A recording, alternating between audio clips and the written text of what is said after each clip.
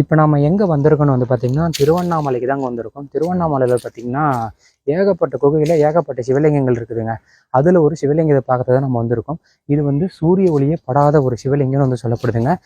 இந்த குகையை நீங்கள் போய் பார்த்தாலே உங்களுக்கு தெரியும் எவ்வளோ அற்புதமாக இருக்குதுன்னு சொல்லிட்டு. இதுக்குள்ளே வந்து சூரிய ஒளியே படாத ஒரு சுனையும் இருக்குதுங்க. அந்த சுனை நீர் வந்து ரொம்பவுமே தெளிவாகவும் அற்புதமாகவும் இருக்குதுங்க. ரொம்பவுமே வந்து ஆச்சரியமான ஒரு விஷயம்னு சொல்லலாம்.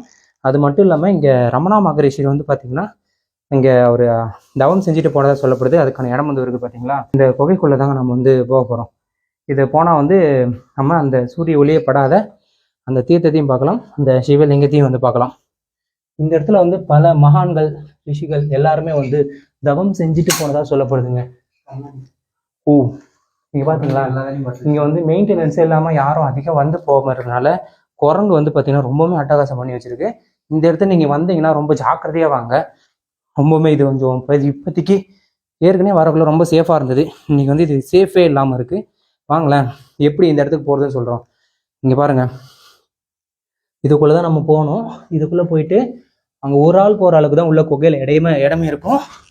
அது உள்ள தான் நம்ம இறங்கி போய் அந்த சூரிய ஒளிப்படாத தீர்த்தத்தையும் பார்க்கணும். அடுத்தது வந்து அந்த சிவலிங்கத்தையும் பார்க்க போகிறோம். பார்த்தீங்களா, இதுதான் அந்த ஒரே ஒரு ஆள் உள்ளே போகிறதுக்கான அந்த இடம். இந்த உள்ள வந்து சூரிய ஒளியே படாது. ரொம்ப ஜாக்கிரதையாக போகணும். ஆனால் பயப்பட தேவையில்லை, உள்ளெல்லாம் எதுவும் இருக்காது. அதில் நீங்கள் தைரியமாகவே உள்ளே போகலாம். நல்லா அழகாக பண்ணி வச்சுருக்காங்க. இதை பார்த்தீங்களா,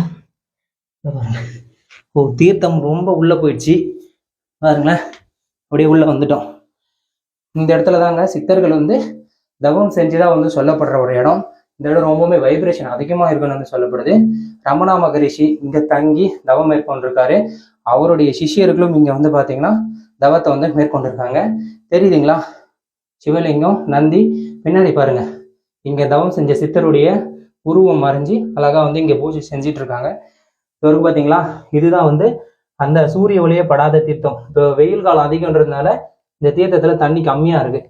நாங்கள் ஏற்கனவே அவர்களும் நிறையவே இருந்துச்சு, இன்னைக்கு கம்மியாக இருக்குது. இதுதாங்க தீர்த்தம் குடிக்கிறதுக்கு சூப்பராக இருந்துக்குங்க. பார்த்தீங்களா, நீங்கள் திருவண்ணாமலைக்கு வந்தீங்கன்னா கண்டிப்பாக இங்கே இருக்கக்கூடிய சூரிய ஒளியே படாத சிவலிங்கத்தையும் தீர்த்தத்தையும் கண்டிப்பாக வந்துட்டு பார்த்துட்டு போங்க. கொஞ்ச நேரம் நீங்கள் உட்காந்து தியானம் செஞ்சுட்டு போங்க. உங்களுக்கு மனசு வந்து அமைதி கிடைக்குங்க. ஓம் நம சிவாய.